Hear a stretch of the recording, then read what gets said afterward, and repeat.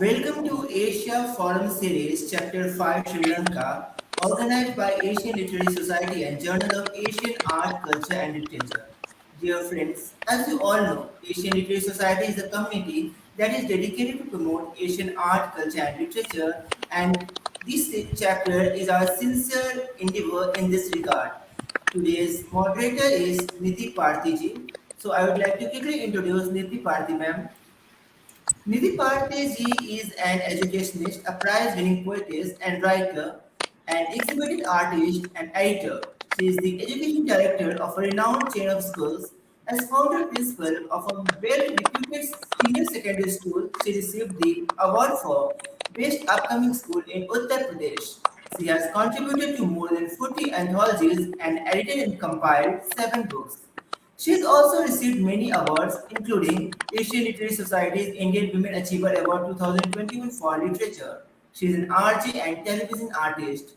She is a keen environmentalist associated with many green causes and love nature photography. She lives in Gurgaon NCR, India, and believes that when the universe smiles, a child is born, nature's greatest tribute to itself. Now over to Nidhi Parthy, ma'am. Thank you, Manoj Krishnan, and thank you so much. You've been ever so kind to me, and you're the founder of Asian Literary Society, which believes in so much of interdependence and finding peace and happiness through it. And you honor literary luminaries and artists for their valuable and invaluable, in fact, contribution to the field of art, culture, and literature. And we are very happy to be visiting the pearl of the ocean today. That's Sri Lanka. It's Chapter 5, Asia Forum, and we are so happy to have an eclectic mix of writers from there who are going to share their creative work with us. And it is a pleasure to welcome you over here, Pramadit and Sakina. Uh, what a lovely, lovely evening. We've just won a medal in Olympics, so the whole nation is very, very exhilarated. And just like the Olympics is an event to celebrate togetherness, so is, this forum a way to celebrate togetherness. In fact, if you will grant me a minute, there is a short paragraph, actually a few lines that I've written, which are inspired by nature, which talks about peace and interdependence. So just 1 minute of that, and then it's going to be your forum. And my lines are called Peaceful Whispers. And here I go. Goddess Iris spread her rainbow arc on the gold horizon. The dark thunder clouds receded after shedding a shower. The earth sighed happily as it drank in large gulps. The raindrops resting on the green leafy oak tree sparkled like diamonds as they reflected nature's bonanza. The wet bird sheltering in the leafy branches ruffled her wings, sending a spray of drops on the tulip cluster. Happiness of interdependence reigned supreme as the cool breeze whispered the message of peace. And may peace be upon all of us. God bless us all as we begin this session. And let me introduce first Sakina. Sakina Mohammed is a poet, a professional henna artist, which is so interesting, Sakina, and currently a full-time mother. That's a job. She writes on themes of emotional and mental well-being, life realities, and motivational subjects. She's a part of senior writers of the Writers Hive, an initiative by the Department of Muslim Religious and Cultural Affairs of Sri Lanka. She has been appointed a moderator to the Sri Lankan office by the Literary Forum Motivational Scripts, where she currently co-hosts a show called Voice of the Mighty Quills, and currently working on a book as well, called My Poetic Plays, The Journey to Self-Discovery. Welcome, Sakina, to this wonderful forum. Thank you so much. I would like to thank Manoj Krishnji, Asian Literary Society, and Niti Bharti ma'am for this opportunity. And I'm really looking forward to be representing Sri Lanka on this episode. Thank you so much. And we have with us Pramudit as well. Pramudit Lupasinghe is Sri Lankan novelist. And so we are very happy to have somebody who's going to share prose with us. That's going to be a completely different mood that will come into the story. He's the author behind The Eclipse, Bayan, Footprints in Obscurity. His fiction is mostly set in humanitarian context, and he writes to give voices to the voiceless. How beautiful is that? His books have been launched internationally and translated into several languages. Pramudit works as a humanitarian in different parts of the world. Welcome, warm welcome, Pramudit. Thank you so Pramudit, much, can you hear Manoj me? and Niti, as well as Asian Literary Society. Thank you so much for having me in our podcast. Thanks. Right. So, Sakina, here we are. And I'd like to know, you're a motivational speaker, and then you make patterns of henna on people's hands. So, how has this come together? And what motivates you to be a motivational speaker? No, the thing is now, I have always been into this creative art. Like I've been putting henna since I was probably 12, 13. I put for my first bride when I was 16. I was still schooling. And plus, I've been writing poetry since younger days as well. So it's all kind of inbuilt, and as well as I do a little bit of tailoring, which started back then as well. So I was a very creative child, and so I've just carried forward all my interests. And I did home science. I studied further on those things, and there was a long gap for me and poetry, though. I wasn't writing for almost a decade. But since, after I had my second child and I had to put my henna on hold, and there was a long break, so then I took that opportunity to start my poetry again. Wonderful, And I wonderful. didn't Go on, expect to please. come this far. Yes, I started with a blog. I started with a blog, shared with my family and friends, Right, and then right. they were really appreciative, We and are waiting. so We are waiting also to hear one of your compositions. If you would so yes, share with us, please. yes. So first, now since this episode is about Sri Lanka, I have written something on my beautiful island. It's called My Paradise, Sri Lanka. So here I go. Welcome with Ayubovan. Smiles as warming as the sun, surrounded by the Indian Ocean, tropical and too much beach fun. At the center, the Rocky Mountain. Breathtaking waterfalls will leave you stunned. Historical archaeology so majestically done. Refreshing teas and vibrant fabrics spun. As cool as the coconut water, I mean no pun. Sri Lankans are cool, laid back humans. Visit once and we'll have your heart won. Its magnificence, like like a paradise none. So yes, Thank you, that's thank you. That's the beautiful. point. And for all those of you who collect nuggets of information, there, of course, Sri Lanka is called the land of serendipity, and that's the word, English word that it has given to the world. Such a beautiful word. And for those who are again more curious, go read up on the story behind this beautiful word being presented to the world. And Pramudit, let's move on to you. And you are a prose writer. You write fiction, and you say you give voice to the voiceless. And my observation is that human suffering is the same everywhere, isn't it? I mean, it's just that geopolitically, maybe the places change or faces change, but the heart is the same. The feelings are the same, and probably the suffering is the same. And what is it that has made you that? Yeah, Good evening, Dimitri. Niti, linking to what my colleague said just now. I mean, I am from this island which is called Pearl of Indian Ocean, but I would call it's an isla of tropical colors. and Oh, lovely. surrounded by turquoise shallow waters and white sandy beaches that the world know of. But Sri Lanka is blessed with unknown pristine nature, and also high mountains, endemic flora, fauna, rivers, waterfalls with milky waters, and then on top of that, the cultures that are diverse and rich, and its people and artistic heritage that we have, everybody. And don't you think that those poetry and the prose that our ancient people have been writing and telling over generations, those aren't those thought provoking?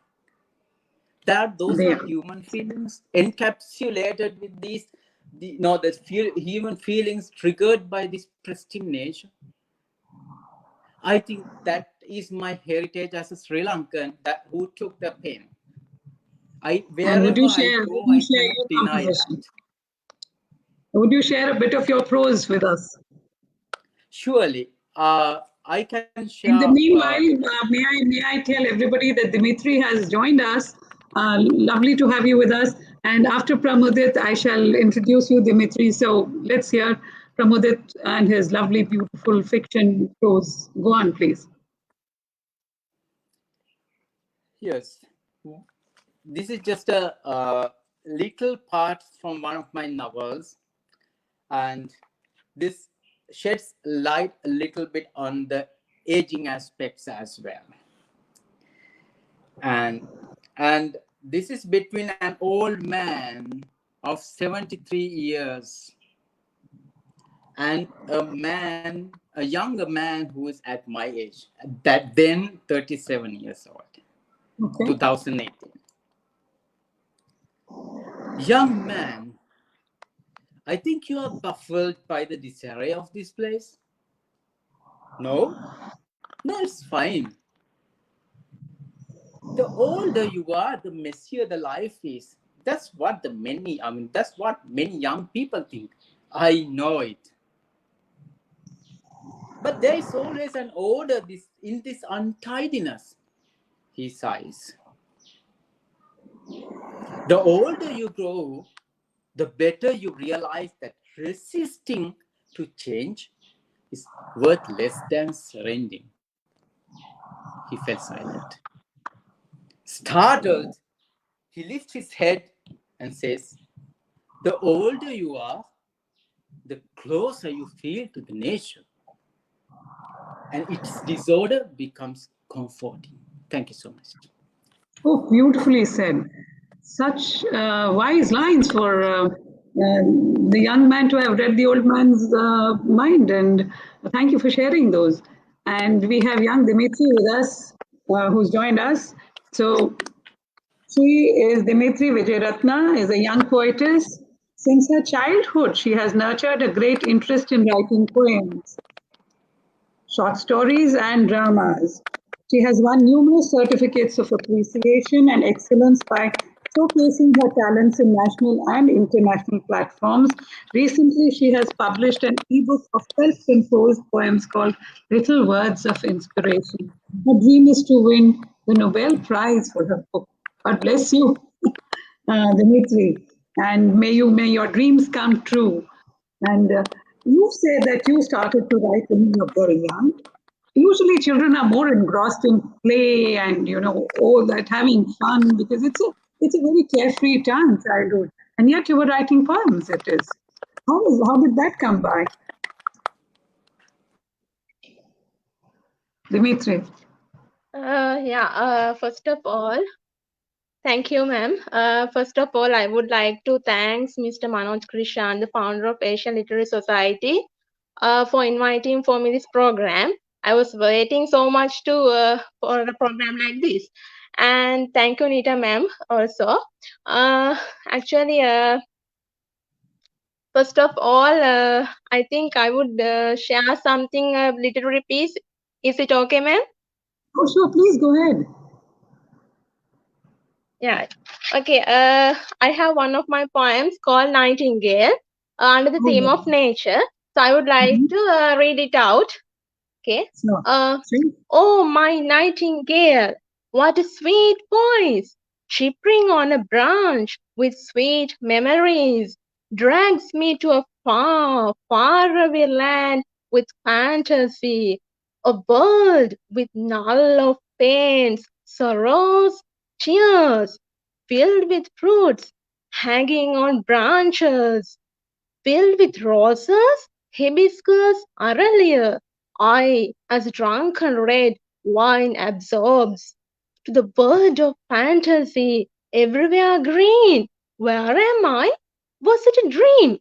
My nightingale, you're a trickster. Take me to your world.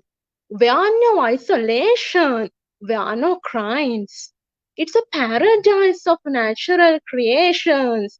Nightingale, take me. Suffering will lighten, pains will vanish. I'm dying with numbless pains. Oh, my nightingale, take me. Where no humans exist. Let's sing with your melodies. Let's drink red wine till pain vanishes. My nightingale, you are a miracle. So that's the poem, one of my poems that I wrote under the title of Nightingale, and theme is nature. So It I is so guess you good. had some interesting in that. What I have to remark upon is the way all of you are rendering your pieces of writing. There is so much feel behind it, so much emotion. You sung it out almost like a nightingale here. And Pramudit was so passionate about what he was saying, and there was so much pride in what Sakina, when she read out her poem on Sri Lanka. And so that is what I suppose makes us what we are, the creative writers. You've got to have a soul, you've got to have those feelings, and then find the words to put them across. And all each of the pieces, hats off to the three of you. It's such a pleasure. Pramudit, to come back to you, you've been away from Sri Lanka for a long time. As a young man, you managed to go explore the world. Now, being out in the world and having your roots within, in your homeland, was there a perspective you gained? Was there some kind of a creative awakening within you that came within your writing? Would you share your views on that, please?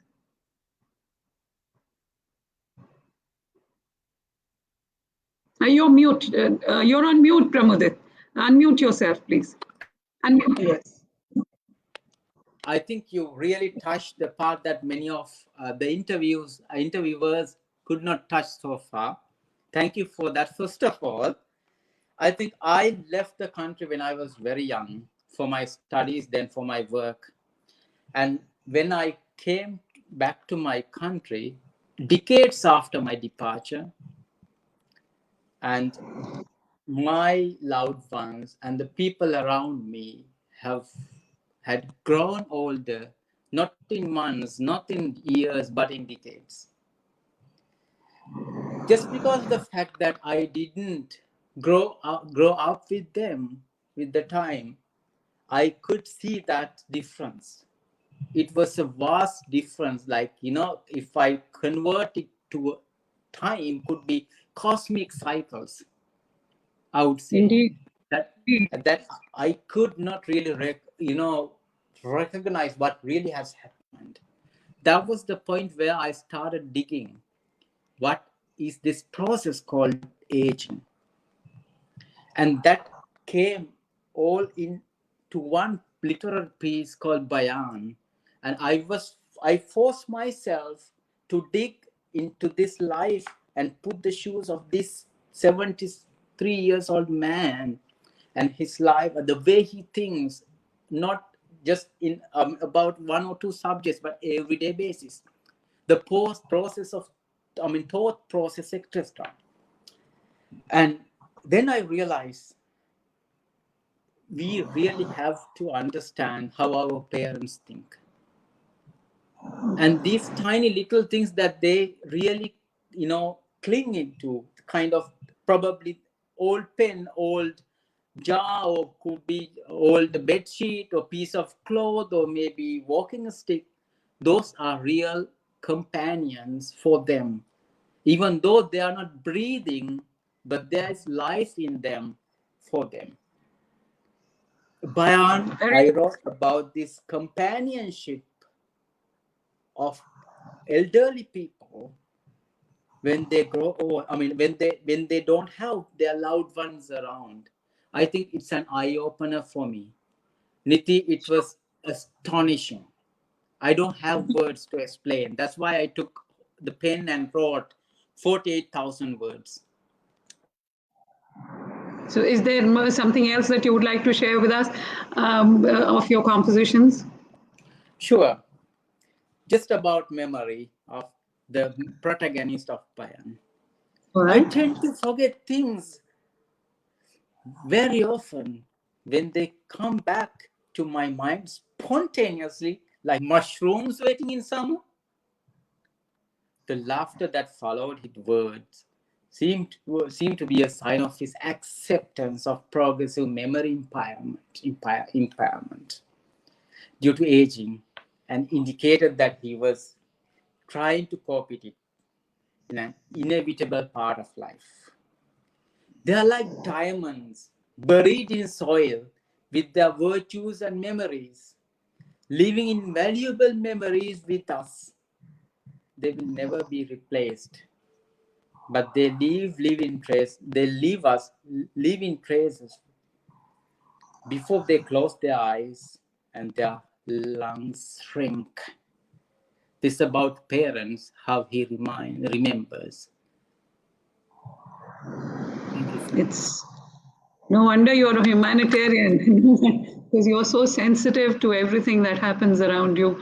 A wonderful share, and it's touched our hearts. I'm sure all those who are listening are going to be moved by your pieces. And again, the same observation, isn't it the same emotions we all feel, what our parents go through and what people around us go through and what we struggle with aging and, all the adversities we face and yet come out winners.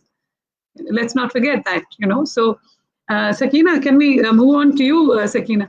That's a lovely smile you have on. You're a motivational speaker, and I'm not going to let you go till you inspire us with one of your pieces, and motivate us towards something. Please do share something, some composition of yours. So my main aim and my kind of is about self-acceptance. About that's what I write mainly about, like about self-love, self-acceptance, about accepting our flaws, and when the reflection in the mirror, the flaws you see. And so there was this discussion once that I was a part of, where someone came up and said that it's important to love the others around you more than yourself. And they gave the example of Mother Teresa, or a mother who requires to love a child more than herself. So for that, I replied with this poem. It's called Self-Centered Love versus Self-Love. So I'll just give a small introduction about it. That I'm just trying to say that love is about respecting yourself. It doesn't mean an ego. It doesn't mean that you are not going to care about the rest of the world. Self-love means that you're going to give yourself priority. It's that you're going to respect yourself, you're going to embrace your flaws, and with what you find within yourself, you're going to love and look at the world with positivity. So that is what this poem is about. I'll read it out. Self-centered love versus self-love. Self-centered love says, I shall only embrace what suits me and no more. But self-love says, what I find within me, I shall let it overflow. Self-centered love is constant validation, perhaps greed and malice. Self-love is enlightenment, fulfilling beyond novice. Self-centered love says, give me more and more. Self-love is contentment, time to give and explore. Self-centered love is not capable of exuberating warmth.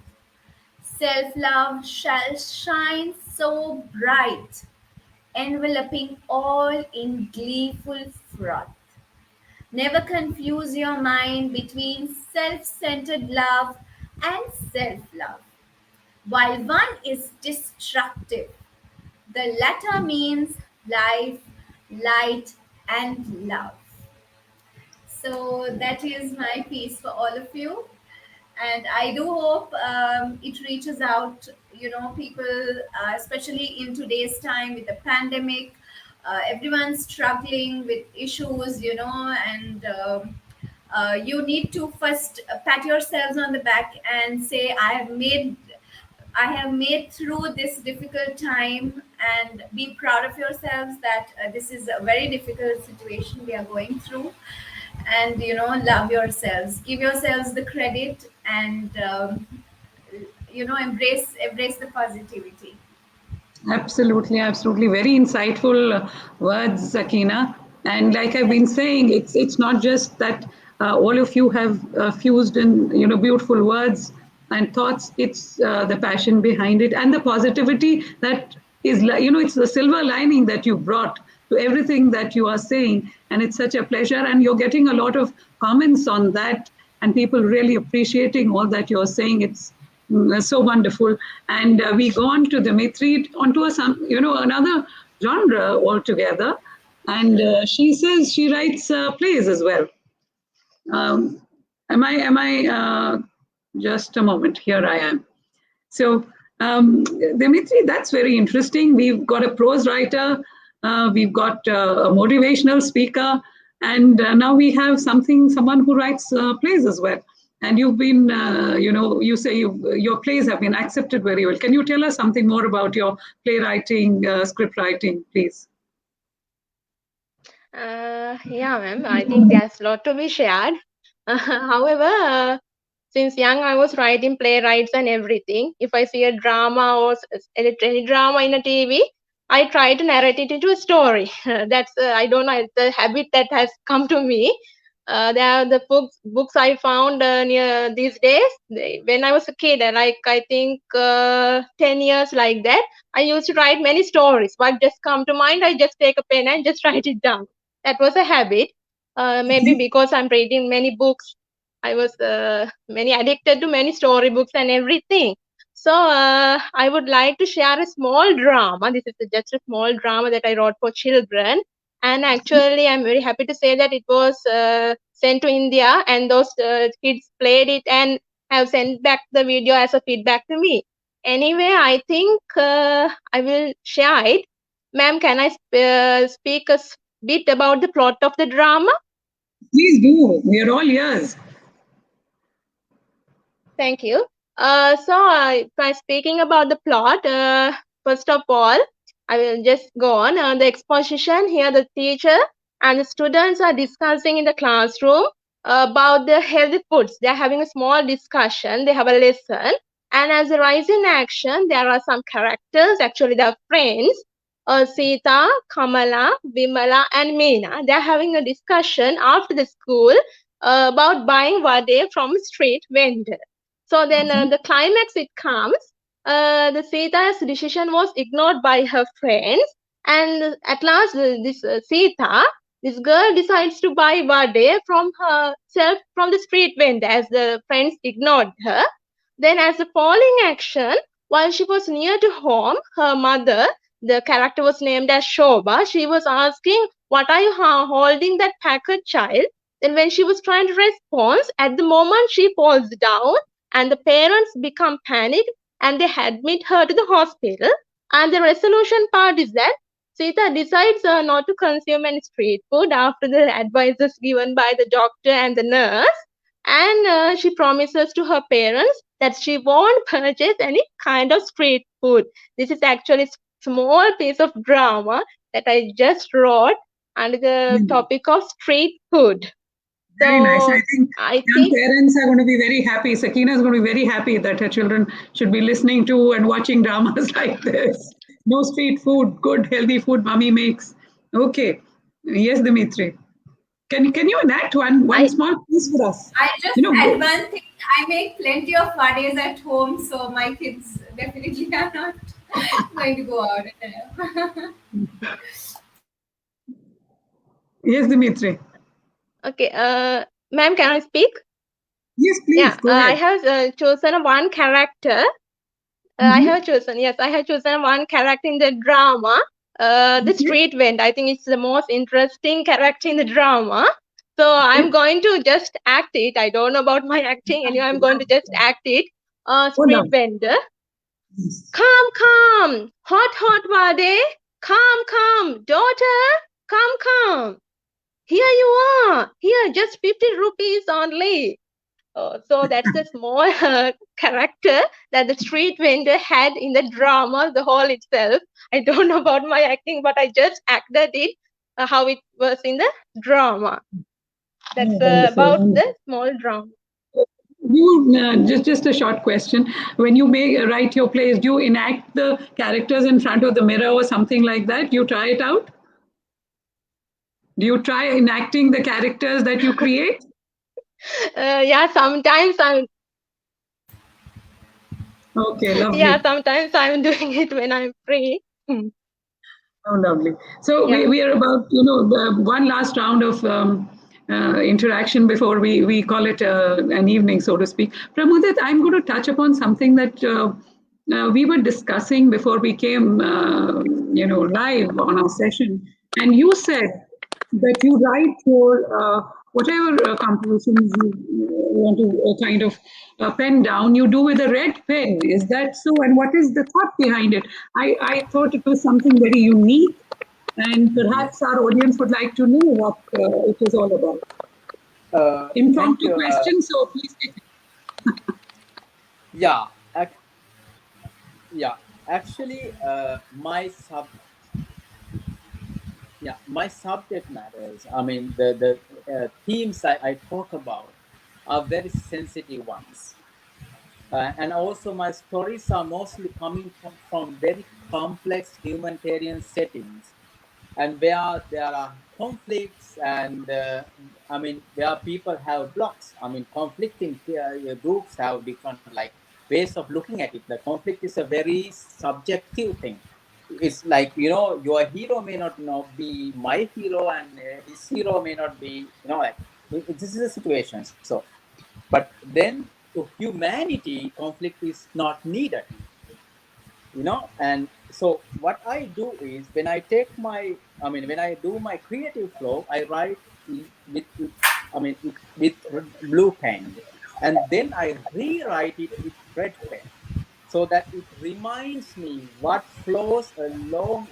That what is on the paper in red reminds me what flows in my veins and my arteries, how sensitive my words could be, how sensitive these sentences could be. And as a writer, that lethality that I have, I should use with responsibility, in a way that I do not do harm to anybody. And my intention should be pure most ones, because that if we are allowed and gifted this creativity and the lethality that we carry at the tip of the pen, we should do only good for the humanity. That I want to keep me reminded every single time, after one after the other. Like every single sentence I put together, I need that to be reminded. That's why. Thank you. So, it's so unique what you say. And though there was a disturbance in your sound quality, I didn't want to interject at all. And to put it in a summary form, correct me if I'm wrong, Pramudit, is that you first write your script in blue. And then when you're rewriting, you write in red because you want to feel it flowing within yourself, your veins, in your bloodstream, because what you write is so sensitive and you want to reach out to people and you want to feel every bit of it. So you write it out in red. And there's a strong connection between what you're saying and what you're feeling. Am I right?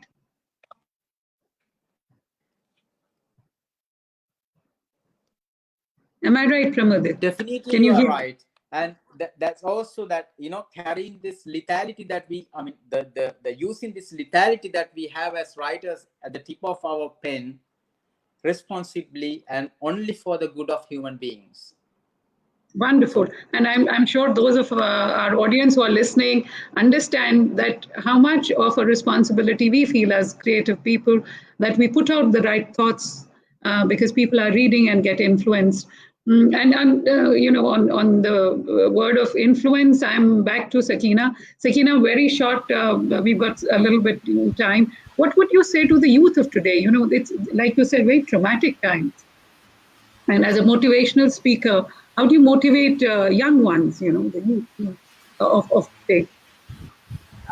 What I realize with millennials and the youth today, or maybe even us, okay, is the influence social media has over our personal lives.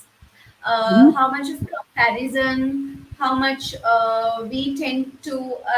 Social media is an amazing thing, technology, everything. When it's used positively, it's always a blessing. For me personally, I have moved mountains through my net connection and through my phone in the middle of the night on my own bed in between my children. As a housewife, it has been a way for me to reach out to the world.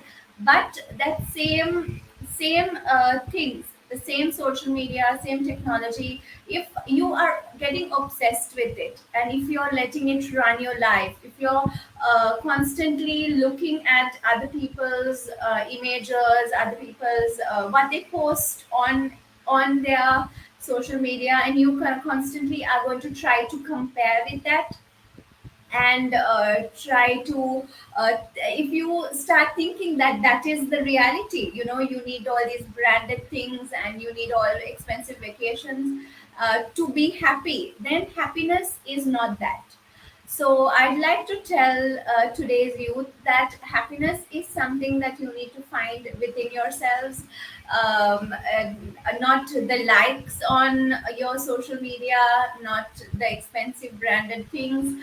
None of it is going to give you happiness if you do not have it inside yourselves. So that is what I'd like to say. Thank you. Thank you. Talking about peer pressure and, of course, social media pressure, of course, it's the thing that is worrying most of us these days. And I hope your words make a difference. Our children must be listening. Parents, brothers, sisters are listening. And I hope they make a difference. We are all there to support our young. And because they are the ones who are going to shoulder the responsibilities tomorrow. And we want them to stay healthy and well and do well. And Dimitri, before we wind up, you started writing when you were a very young child. And if you were to tell, young children how to develop into creative writers, what would you say to the very young children who are keen to, become writers? Yeah, before coming to my topic, I would like to say a small thing about creative writing. Within 1 minute, I'll say it. Creative Please. writing, actually, we see these words mostly in banners and everywhere in contests, mostly our children, I mean. So, some children might just see this big as a big word and they might just ignore this word, seeing that creativity writing, we don't have creativity inside us, so how we are going to take part in these competitions? So they just might ignore. I would like to say for the children who are watching this video, this live program, the children, don't think that you don't have creativity. The creativity is hidden inside you. You must take it out and sharpen your skills. And by the way, the parents who are watching, I would like to say them also a small message that you have to be just a push factor towards your children by giving them time to read. Actually, in this current situation, we know in this pandemic era, they are complaining that children are not studying and something like that. Boy, if you have a time to have a leisure time with your books, actually story books, you can have lots of kind of storybooks when I was like in grade 5. I used to push my friends and go inside the library, and we had some R.L. Stein's like Goosebumps, and we was addicted into and We are trying to adventure, find those things, and we had so much happiness inside the books. Not just within the. We didn't have internet at that time. We was creeping inside the books and we was acting those characters. That's how inspiration grew up me towards creative writing. So if you want to be inside the creative writing, actually you have to read books. But don't take it as, oh, I can't read books, these are fed up. Don't think like that. That's what I said for parents.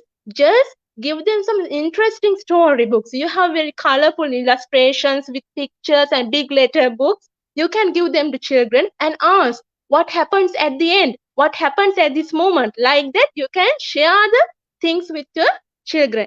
At my age, if I take give me few minutes, I will say if I take my example with my childhood, my parents gave me lots of storybooks. They didn't force me, you must read this, you must read this. They never forced me, but I used to read them. And at last, I used to narrate them the story. Sometimes I go backwards at them, running towards them, and I am telling this story happens like this. Oh, I had many teddy bears around my bed, and I try to say them the story if my parents had no time to listen for it. That's how. So children, please start to read books. Books are your friends. Make them your friends and try to go towards creative writing. That's the step that I took. And in grade 5, also I tried to write a book, but I couldn't publish it. I had something inspiration to me to write a book. So I just wrote a book, but I couldn't publish. I can remember it, Bear and the Rabbit. And the class teacher corrected for me. You do like this, Dimitri. Don't say the activities every day done in your activities like that. But today I am very happy that I was able to write a book. So finally, I must say that please, children, have a habit of reading. Surely you will be a star in creative writing. So thank you for giving me time. Thank you so much. Thank you so much. And in this program, I think we've covered the entire age span of people, childhood, youth, and the aging. And it's been a wonderful session. Manoj Krishnanji is with us to help close it. And all over to you, Manojji. Different gratitude to our esteemed guests, Pramodit, Sakina, and Dipitri. I really enjoyed your thoughts, your verses, the piece of prose that you rendered today. It was really very interesting, and actually, I came to know more about the society, about the people, what the people of Sri Lanka are thinking. And the one thing which I like is that we all have very similar emotions. We all are very, very similar in our thought process. So I'm glad that we got to the opportunity to interact with each other, and that is also one of our main motto to bridge this gap between the countries and bring all the people on a common platform and share their thoughts. So I personally don't feel that I'm sitting in Delhi and you are in Sri Lanka. I feel that as if you all are sitting in front of me and we are interacting together. So special thanks to Niti ma'am for moderating today's session. I adore the questions, the way you moderate the sessions as always. It was simply superb. I'd also like to thank our audience for supporting us. I saw a lot of comments from them, so they all were from motivating our distinguished guests and moderators. So the recording of Asia Forum Chapter 5 Sri Lanka will be uploaded soon on our official YouTube channel. Thanks again to all of you for your presence and participation and supporting us in our initiative. Thank you so much. Thank you, Manojji, Pramodit, Sakina, Dimitri. Wish you well all life through. Keep smiling. Thank you so much for everybody. Thank you, everyone who was with us. Thank you for having us. Thank you, everyone who joined us. Thank you so much. Gratitude.